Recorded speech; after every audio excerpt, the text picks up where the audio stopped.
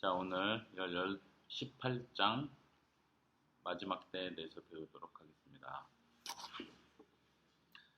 인간은 사명을 받은 언약적 피조물로 창조되었으며 하나님의 영원한 안식을 누릴 수 있었다. 그러나 아담의 실패 이후 인간은 본연의 위치를 잃어버렸으며 스스로 그것을 회복할 수 있을 거라 생각한다. 창조부터 종말까지를 쭉 전체를 간단히 이야기하는 건데, 사람이 이런 모습으로 창조되었는데 타락했고, 그리고 이제 타락에서 회복되는 그 과정에서 인간은 여전히 스스로 그것을 해낼 수 있다고 생각한다는 거죠. 그래서 우리의 방향성은 우리의 프로젝트와 프로그램이 아닌 그리스도의 승리에 다시 맞춰질 필요가 있다. 이 마지막 때의 그리스도의 재림과 모든 것의 회복은 그리스도께서 하시는, 여기서 표현하는 그리스도의 승리에 의해서 이 모든 것이 회복된다는 거죠. 우리의 노력이나 프로젝트가 아니다 이 말이에요. 자, 크게 세 가지 토픽을 오늘 다루는데 한번 제목 보세요. 첫 번째는 죽음과 중간 상태. 그 다음 천년왕국과 이에 대한 문제. 세 번째는 이스라엘과 휴거와 적그리스도. 그러니까 이제 종말론에 대한 전체적인 걸 다루는 건 아닌데 이슈가 되는 걸 다루는 거. 천년왕국 이슈와 그 다음에 이제 이스라엘과의 관계는 어떻게 되냐. 이제 천년왕국에서 이제 세대주의적 관점은 이스라엘과 교회를 별도로 생각하면서 이스라엘의 자체 회복, 이게 이제 종말의 키워드라고 생각하기 때문에 그 주제를 다루는 거예요. 마이클 튼 좀 변호하는 입장에서 다루는데요. 자, 먼저 죽음과 중간 상태. 죽음이 무엇이냐? 그리고 죽음 이후에는 어떻게 됐냐? 이것을 다룹니다. 에스더가 한번 읽어주세요. 하나님은 아담을 유한한 존재로 곧 죽을 수 있는 존재로 창조하셨다. 아담이 창조 언약을 성취했다면 자신과 하와와 우리 모두를 위해 생명나무 실과를 먹을 수 있는 권한을 획득했을 것이다. 이러한 불멸의 삶은 단순히 타락하지 않은 존재로 계속해서 이어가는 것이 아니라 처음으로 인간이 새로운 삶의 방식으로 들어가는 것이다. 네. 그 C.S. 루이스 할 때 C.S. 루이스 이런 표현 썼던 거 기억나요? 네. 바이오스와 조회. 근데 C.S. 루이스가 그냥 개인적인 표현을 쓰는 줄 알았는데 신학적으로 표현하고 있었다는 거. 마이클 튼도 그렇게 얘기해요. 그래서 지금 개혁주의 일반적인 노선도 그렇고 마이클 튼도 그렇고 지금 어떻게 전제를 하는 거냐면 아담과 하와는 본래 죽게 되어 있다 이렇게 얘기를 하는 거예요. 죽을 수 있는 존재로 창조했다. 그러니까 생명나무를 먹지 않으면 죽게 되어 있는 존재였다.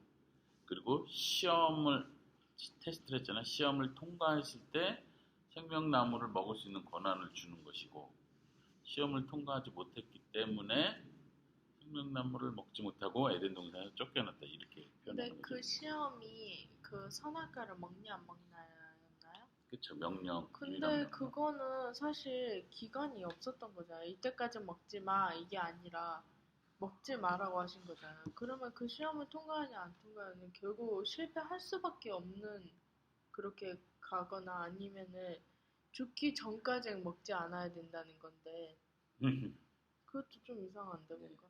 그래서 한계는 그 에스더가 잘 지적했는데 그 기간에 대한 언급이 없기 때문에 이제 학자들은 시험 기간을 통과하면 생명나무를 먹게 허락했을 것이다 이렇게 얘기하는데, 그런 면에서 그 기간이 안 정해져 있는 건 사실이에요. 근데 학자들은 기본적으로 말하자면 어느 정도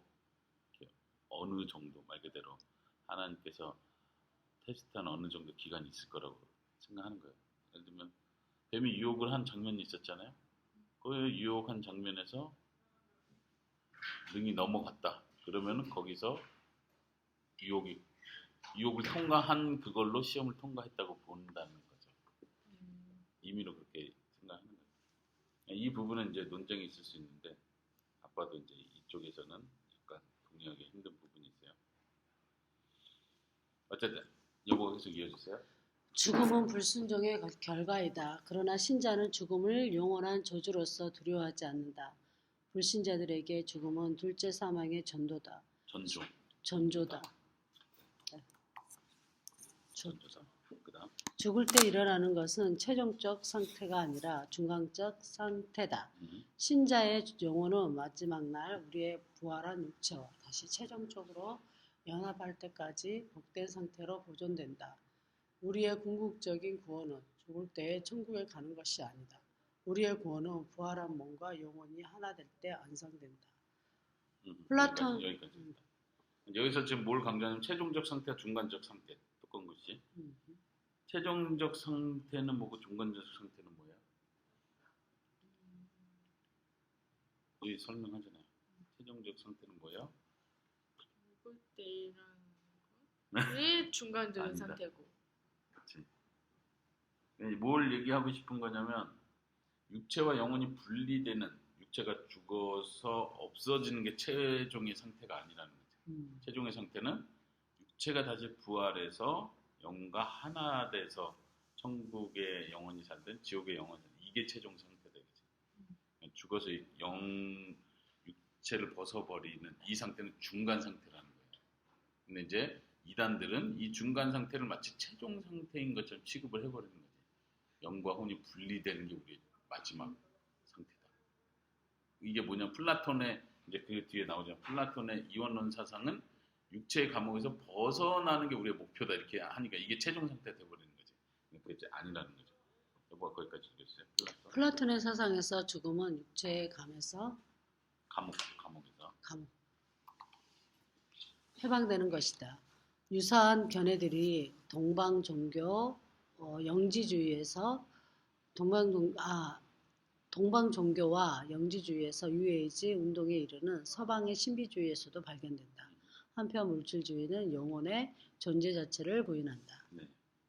이제 이런 플라톤의 이원론적 사상, 그러니까 육체는 나쁜 것이고 영혼은 깨끗하고 거룩하고 우리가 달성해야 될 목표고 이렇게 볼 때 동방 종교들도 그런 게 있지. 여기 보면 불교의 개념도 윤회, 환상 이런 것들. 다시 말하면 육체를 고행시키는 거예요. 육체는 악하기 때문에 육체로부터 욕심이 나오기 때문에 육체를 고행시키고 육체를 초월하고 정신의 상태, 마음의 상태, 영혼 깊숙이 이런 쪽으로 하는 거예요. 이게 이제 기독교 세계관을 기준으로 했을 때 성경적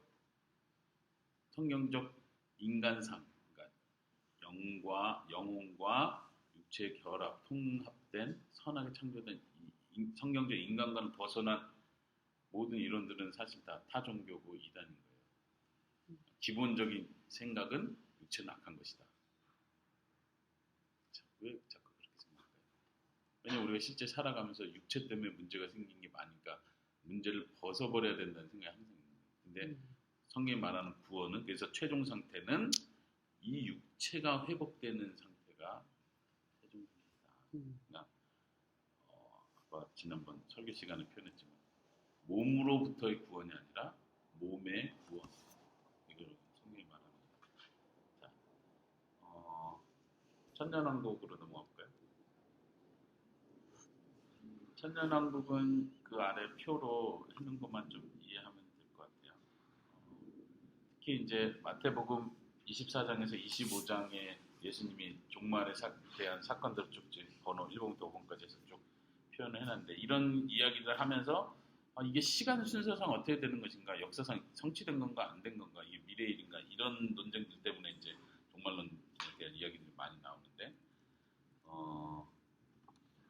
이 두 번째 줄에 보면 에스더 한번 읽어볼래요? 시대를 걸쳐 대부분 그리스도인들은 현 시대는 핍박과 복음의 승리가 동시에 점철되어 있다고 주장해 왔으며, 주님께서 심판하러 다시 오실 것이며 그의 나라가 영원할 것을 일치되게 고백한다.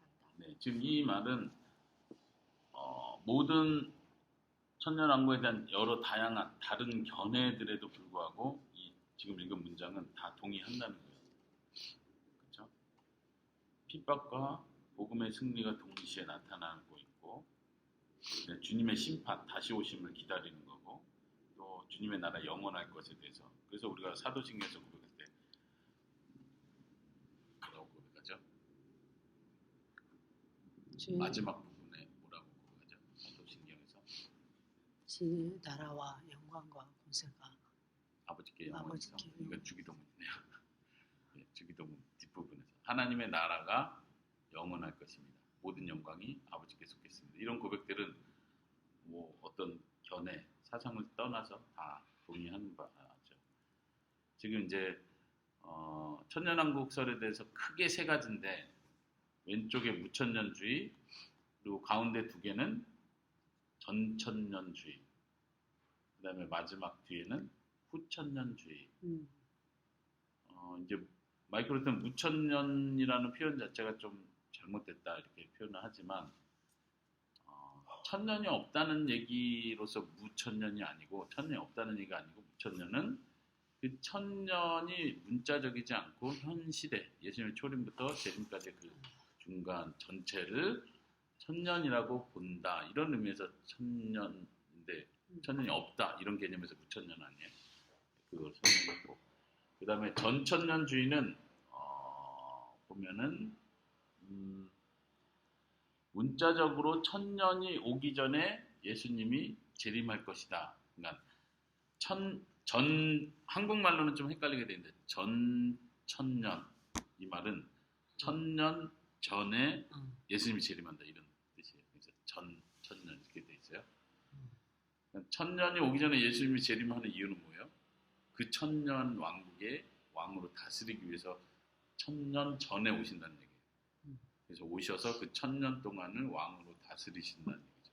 그러면 그 다음은 어떻게 돼요? 천년 동안 왕으로 다스리시고 재림하셨어요. 천년 동안 다스리셨어요. 그 다음에 무슨 일이 일어나요?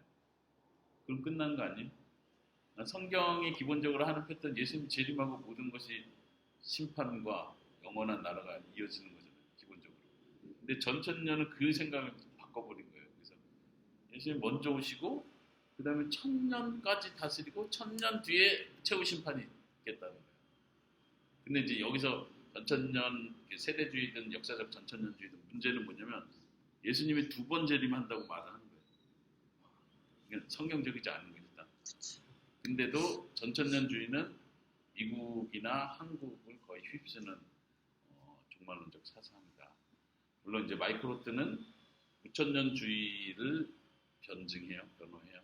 그리고 그것이 여기 두 번째 칸에 표현된 것처럼 교회는 전통적으로 그리스도의 나라는 현재 이 땅에 있지만 그리스도의 재림 때 완성될 것이라고 주장해 왔다. 맞는 말이죠.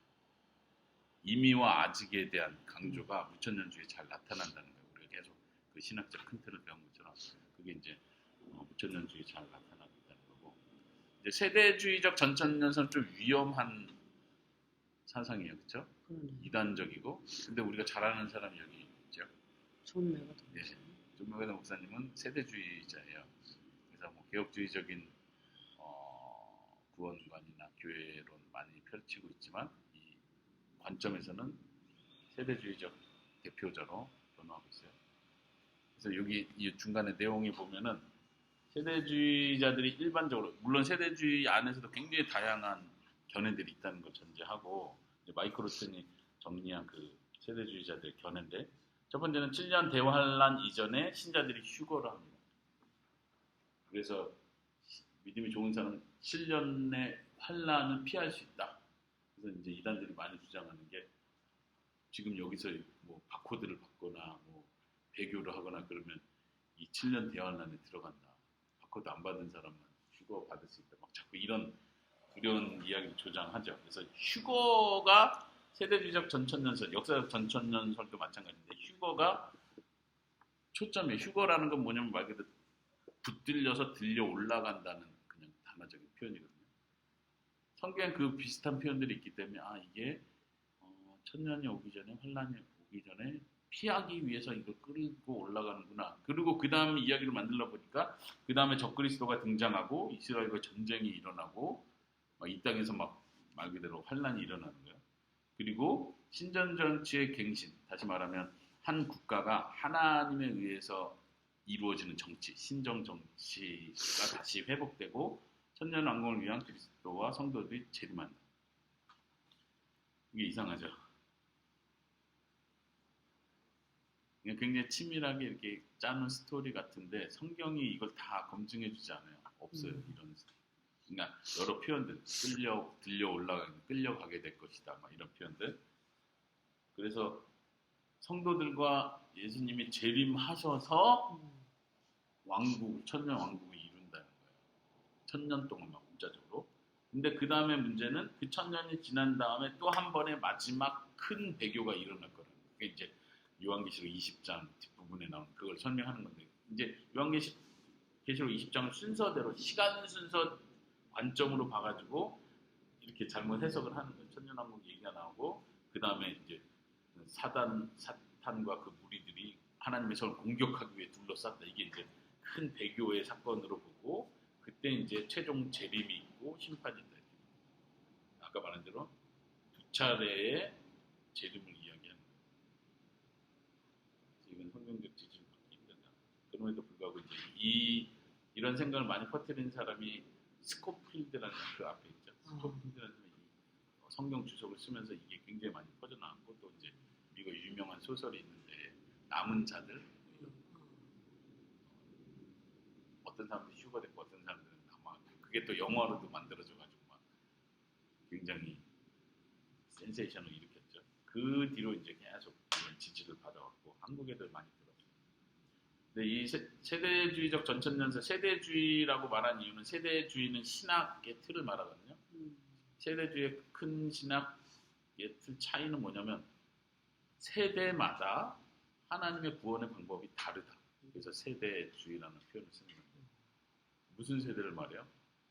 이제 세대주의에서는 7세대로 나눠서 예를 들면 아브라함 때 받았던 구원의 방법이 있고 아브라함 이전에 받았던 구원의 방법이 있고 그 다음에 신정정치 시대 받았던 구원의 방법 예수님 시대, 성령 시대 그러니까 이 세대를 다 나누는 거예요. 특별히 여기서 표현한 것처럼 이스라엘과 교회를 별도로 생각하는 거예요. 이스라엘의 구원 방법이 있고 교회의 구원 방법이 있고 이스라엘은 구약시대부터 하나님 이렇게 약속했으니까 그대로 가는 거고 그래서 이스라엘은 반드시 회복되고 이런 모든 예언이 성취되어야 되는 거고 교회는 예수를 믿음으로 구원받는 거고 별도로 보는 거죠. 근데 이제 성경에서 하는 표현은 뭐예요? 뒤에 이제 설명을 하지만 성경은 교회가 참 이스라엘이다. 참 이스라엘이다. 이렇게 표현하죠.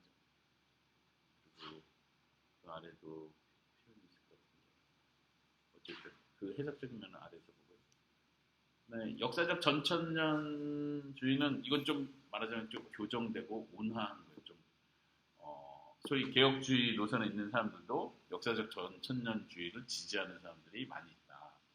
그래서 좀 교정은 됐지만 핵심은 문자적인 천년을 생각하는 거고 그 전에 재림이 있을 거라고 생각합니다. 구천년주의는 일반적으로 더 성경적이지 않다고 비판을 받습니다. 뭐냐면은 구천년은 이미 천년왕국이 시작된 거고 이게 점점점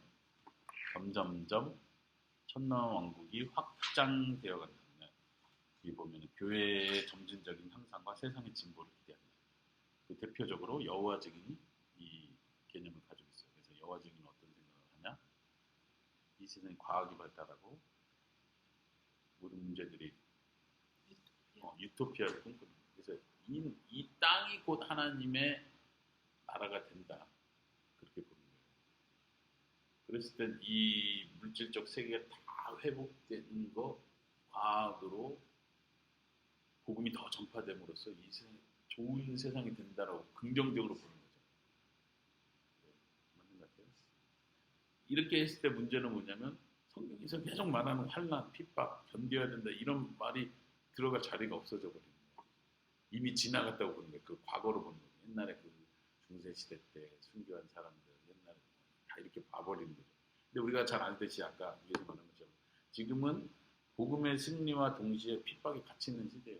어느 뭐 남미나 이런 데 여전히 복음이 크게 부흥을 일으키고 있는데 동시에 지구의 반대편에서는 핍박받고 순교하는 여전히 있는 거죠. 이 과정이 계속 있다는 거죠. 그런 의미에서 5천년주의의 이미와 아직의 긴장 상태가 계속될 거라고 보는 것이 더 긍정적이다. 여기서 표현한 거죠. 성경 어디에도 역사적인 두 번의 부활, 두 번의 재림을 이야기하지 않는다. 요한계시록은 묵시적인 책으로서 많은 부분 상징적인 해석을 필요로 한다. 특별히 천년에 대해서도 그렇다. 요한계시록 해석에서 이런 문제가 나온다는 거예요. 거기 인용 네 가지가 있는데 두 개씩 볼까요? 이거가 먼저. 요한계시록 전체가 연대기적이 아니라 천국의 관점에서 교회의 현 시대를 스냅 사진처럼 보여주는 것으로 읽혀야 한다. 요한계시록에서 해석된 사건들은 전적으로 과거에 있는 것도 전적으로 미래에 있는 것도 아니며 오순절과 함께 시작되고 그리스도의 재림으로 다가올 시대의 안전한 도래로 끝이 나는 마지막 시대의 전체를 포괄한다. 요한계시록 어떻게 바라봐야 되는지에 대한 이야기를 하는 거죠. 난 에스더가 그다음 읽어볼까요? 그리스도는 자신의 말씀과 영으로 하늘에서 은혜로 다스리고 계신다. 그러나 그리스도는 능력과 영광으로 이 땅에 재림하실 것이다. 이 은혜 안에서 하나님의 통치는 우리가 계속해서 기다리고 있는 나라도 우리가 도래시켜야 하는 나라도 아니며 우리가 지금 하늘에서 받고 있는 나라다. 이 두 번째 에스더가 읽은 부분이 왜 중요하죠? 이 종말론 시각에서 여기서 강조는 지금 다스리고 계시다거든요. 근데 이제 문자적 천년왕국을 믿는 사람은 지금은 안 다스리고 계신 거고 오셔서 그때 다스릴 것이다 이렇게 보는 거예요. 그러니까 우리가 기다려야 하는 나라가 되는 거예요. 지금은 안 다스리고 있는데 지금은 사탄이 다스리고 핍박이 있든 예수님 빨리 오셔야 된다. 근데 성경이 이 두 가지를 같이만 지금 세상 임금을 사탄이라고도 표현하지만 지금 그리스도께서 교회를 통해서 성령을 통해서 다스리고 계시다고 분명히 얘기하고 이미 관계를 놓쳐버리면 안 된다는 거죠. 그런 면에서 그럼에도 불구하고 우리는 여전히 예수님의 재림을 기다린다. 그 나라의 완전한 통치를 기다린다. 이 두 가지가 성경적 균형을 갖고 있는 개념이라는 거죠. 네. 혹시 여기까지 질문 있어요? 그럼 마지막 이스라엘과 이스라엘 문제, 휴거 문제, 적그리스도 문제. 이미와 아직의 긴장한 관계 속에 있는 이때는 하나님의 나라가 말씀을 통해 확장되어가며 구원과 은혜가 임하는 시기다. 동시에 교회에게는 환난의 시기이기도 하다. 복음이 퍼져나가면서 은혜가 베풀어지는 시대이면서 반대로 한편으로는 또 환난, 핍박의 시대다.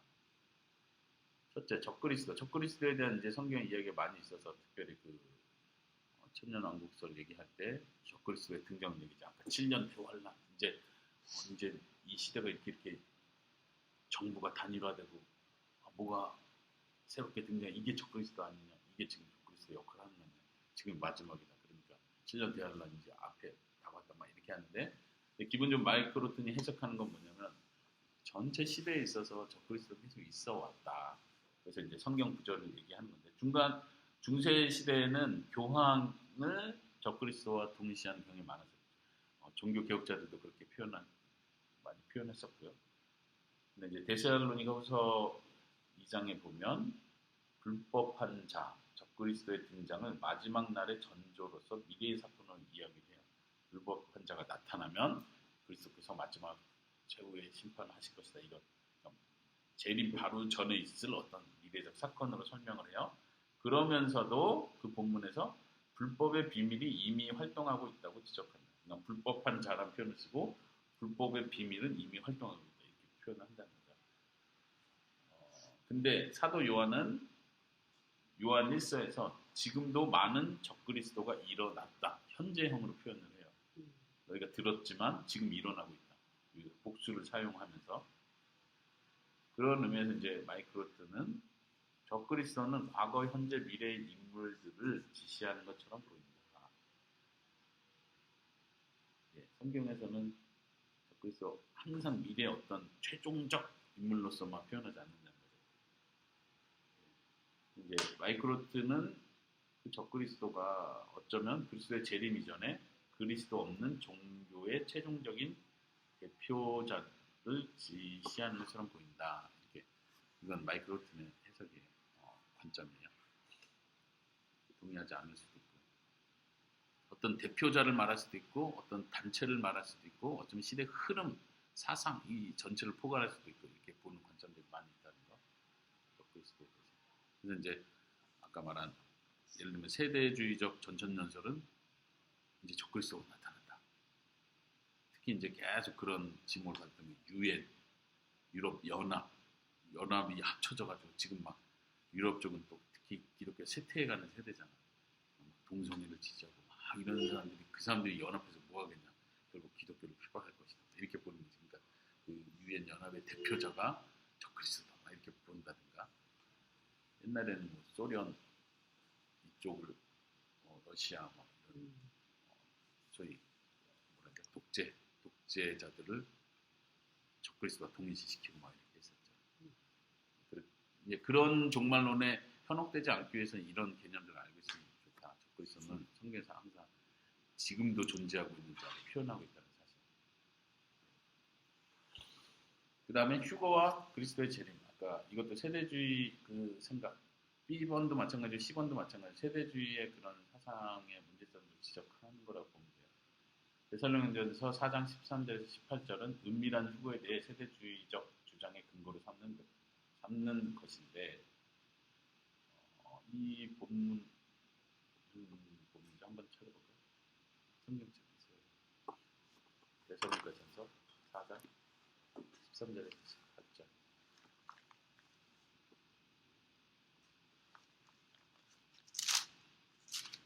이제 세대주의자들은 이 본문을 가지고 소위 은밀한 휴거, 때가 되면은 믿는 사람만 하나님께서 데살로니가 4장 데리고 올라가신다.